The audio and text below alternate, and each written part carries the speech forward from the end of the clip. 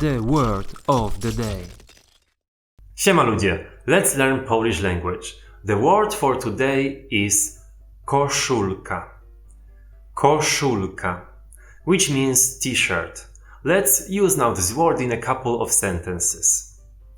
Masz ładną koszulkę. Masz ładną koszulkę. Ta koszulka jest za mała. Ta koszulka jest za mała. Wszystkie koszulki są przecenione. Wszystkie koszulki są przecenione. Masz coś na koszulce. Masz coś na koszulce. Nie ma koszulek w moim rozmiarze. Nie ma koszulek w moim rozmiarze. What's up? If you enjoyed this video, remember to give me a like and subscribe with the notification bell on to get more content and learn Polish language. To practice this new word, I dare you to use it in a sentence in the comment section below. And that's it. Do zobaczenia.